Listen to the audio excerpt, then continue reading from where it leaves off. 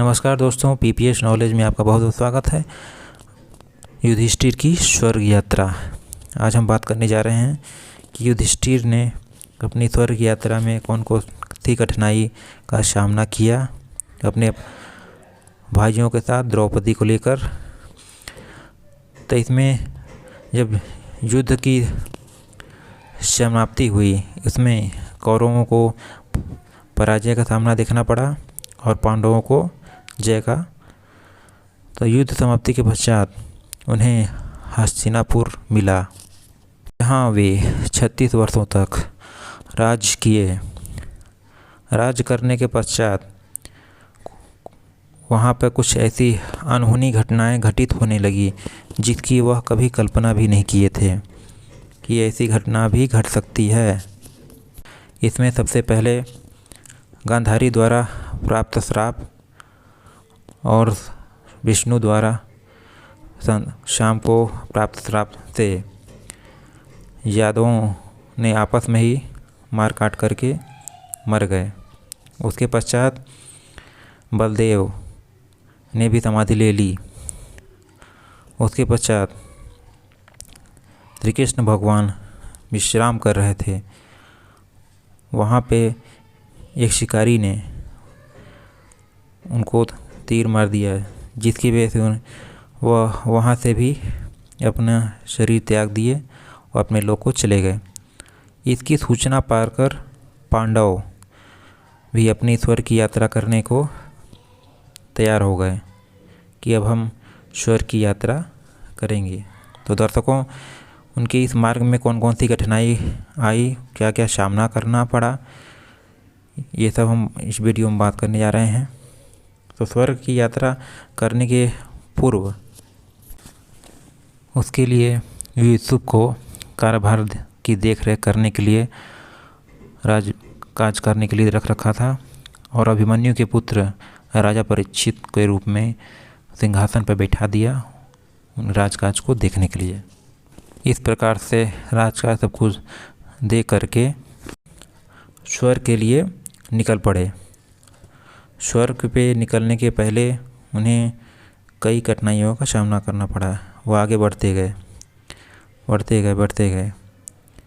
स्वर्ग की यात्रा करने के पहले वो आगे बढ़ते गए। बढ़ने के कुछ समय पश्चात उनके सम्मुख अग्निदेव प्रकट हो गए। उन्होंने अर्जुन को कहा कि आप इस शस्त्र के साथ आप स्वर्ग की यात्रा नहीं कर सकते। अर्जुन ने वहीं अपने शस्त्रों को रख दिया। रखने के पश्चात वह आगे बढ़े तो सबसे पहले उन्हें रेत की एक नदी दिखाई दी। रेत की नदी के पश्चात उन्हें हिमालय पर्वत दिखाई दिया, जहाँ पर केदारनाथ भगवान के दर्शन हुए, जिससे उन्हें अपने पापों से जो उनके द्वारा किए गए थे उन्हें मुक्ति मिल गई। उसके पश्चात इंद्र भगवान प्रकट हुए। चलिए, आपको मैं लेने आया हूँ। युधिष्ठिर ने कहा, नहीं, हम सशरीर आए हैं, हम स्वयं सामर्थ्यवान हैं, हम स्वयं चले जाएंगे। ऐसा देखकर इंद्र भगवान वहाँ से चले गए। उसके आगे बढ़े, द्रौपदी वहाँ से फिसल गई और नीचे चली गई। ऐसा देखकर भीम के मन में यह प्रश्न आया कि ऐसा क्यों हुआ। उन्होंने युधिष्ठिर से पूछा तो युधिष्ठिर ने कहा कि द्रौपदी सबसे ज़्यादा अर्जुन को प्रेम करती थी, इसलिए उनके साथ ऐसा हुआ। उसके बाद वह आगे बढ़े। बढ़ने के पश्चात जब वो आगे बढ़ रहे थे, बढ़ते आगे जा रहे थे, तो सहदेव भी गिर गए। सहदेव के गिरने के पश्चात प्रश्न उठा भीम के मन में कि सहदेव के साथ ऐसा क्यों हुआ। तो युधिष्ठिर ने इसका जवाब देते हुए कहा कि सहदेव अपने समय में सबसे ज़्यादा अपने आप को बुद्धिमान समझते थे। वह अपने आगे किसी और को बुद्धिमान नहीं समझते थे, इसलिए उनके साथ ऐसा हुआ। उसके पश्चात नकुल भी कुछ समय पश्चात फिसल कर गिर गए। नकुल के गिरने पर भीम ने पुनः प्रश्न किया तो युधिष्ठिर ने इसका जवाब देते हुए कहा कि नकुल अपने समय में अपने ऊपर अपने रूप को बहुत रूपवान समझते थे, अपने रूप पर बहुत घमंड करते थे, इसलिए उनके साथ ऐसा घटना घटा। उसके पश्चात अर्जुन भी आगे बढ़े। अर्जुन भी फिसल कर गिर गए। अर्जुन के फिसल के गिरने के पश्चात भीम ने पुनः प्रश्न कहा कि ऐसा उनके साथ ऐसा क्यों किया, क्या हुआ, क्यों हुआ। तो युधिष्ठिर ने पुनः भीम से बोला कि अर्जुन को ऐसा लगता था कि वो अकेले ही युद्ध को जीत जाएंगे और सबको अपने धनुष बाण से मूर्छित कर देंगे, लेकिन ऐसा युद्ध में नहीं हो सका। उसके पश्चात भीम और युधिष्ठिर रह गए। आगे बढ़ रहे थे। आगे बढ़ते बढ़ते भीम भी फिसल कर नीचे गिर गए। भीम के नीचे गिरने के पश्चात पुनः प्रश्न किया गया तो युधिष्ठिर ने बोला कि भीम खाते बहुत थे और अपनी साहस का झूठा प्रदर्शन करते थे, इसलिए उनके साथ ऐसा हुआ। युधिष्ठिर अकेले ही उस कुत्ते के साथ आगे निकल पड़े स्वर्ग के लिए। आगे निकलने पर कुत्ता और युधिष्ठिर ही रह गए। स्वर्ग लोक की यात्रा में स्वर्ग के द्वार पर जब वो पहुंच गए, उसके पश्चात इंद्रदेव प्रकट हुए। वहाँ बोले, यह कुत्ता आपके साथ स्वर्ग लोक में प्रवेश नहीं कर सकता है। जैसे ही उन्होंने ऐसा कहा, वो अपने असली रूप में चले आए।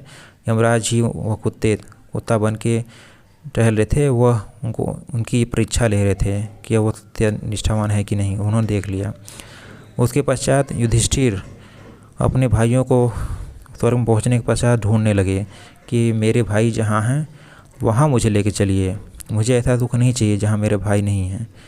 ऐसा सुनकर देवगण यह निश्चय किए, जैसी आपकी इच्छा, जहाँ आपके भाई हैं मैं वहाँ आपको उनके पास ले जाऊँगा, ले जाने के लिए आपको तैयार कर रहा हूँ। उसके पश्चात जब वो आगे बढ़े तो इस प्रकार से लाशें बिछी हुई थी, दुर्गंध युक्त। तो ऐसा देखकर वो काफ़ी चिंतित हो गए कि ऐसा इस मार्ग में इतना दुर्गंधित मार्ग है जिसमें इस प्रकार की दुर्गंध है। ऐसे मार्ग पे चलते चलते यहाँ पे लोहे की चोंच वाले गिद्ध और कौवे उनको खा रहे थे। वह अतिपत्र लोक था जहाँ पे इस प्रकार की यातनाएं सहन करनी पड़ती हैं। तो इस प्रकार का देखकर वह देव से बोले कि मेरे भाई बंधु कहाँ हैं। तब तक दुखी आवाज़ में आई कि आप कौन हैं, अपना परिचय दिए। तो कर्ण, भीम, अर्जुन, नकुल, सहदेव, द्रौपदी के रूप में वह अपना परिचय दिए। तो युधिष्ठिर ने बोला, जहाँ मेरे भाई और पत्नी है मैं वहीं वास करूँगा, भले ही वह स्थान दुर्गंध युक्त हो। तो इस प्रकार की सूचना जब देवेंद्र को दी गई, देवेंद्र अपने देवों के साथ वहाँ पर प्रकट हो गए और सुगंधित हवा बहने लगी। शाप सुरक्षित सुगंधित हवा बहने लगी। सारा वातावरण बिल्कुल शुद्ध हो गया। तो उन्होंने देवेंद्र से के साथ यह प्रश्न किया कि भगवान ऐसा मेरे साथ कैसा क्यों हुआ। तो उन्होंने ऐसा कहा कि अश्वत्थामा मारा गया, ऐसा झूठ बोला था आपने द्रोणाचार्य से, इसलिए उन्हें छल के साथ मारने की वजह से आपके साथ कुछ समय के लिए छल किया गया था, इसलिए आपको थोड़ी देर के लिए ऐसा दुख सहन करना पड़ा। उसके पश्चात वह गंगा नदी में स्नान किए। गंगा नदी में स्नान करने के पश्चात वह साफ सुथरे और स्वच्छ मन हो गए, अपने दिव्य आत्मा स्वरूप दिव्य शरीर को प्राप्त हो गए। दिव्य शरीर प्राप्त होने के पश्चात वह ऋषि मुनियों जो गंधर्व के साथ स्वर्ग की यात्रा की तरफ चल पड़े, जहाँ पर श्री कृष्ण भगवान स्वयं स्वागत के लिए पहुँचे, जहाँ पर अर्जुन श्री कृष्ण भगवान की सेवा कर रहे थे और द्रौपदी माता लक्ष्मी के रूप में विराजमान थी। वैसा लग रहा था जैसे साक्षात माता लक्ष्मी हों। तो इस प्रकार से इस वीडियो में आपको मालूम चला कि युधिष्ठिर ने स्वर्ग की यात्रा किस प्रकार से तय की। यदि आपको इससे अच्छी नॉलेज पता हो तो कमेंट बॉक्स में ज़रूर बताएं। धन्यवाद।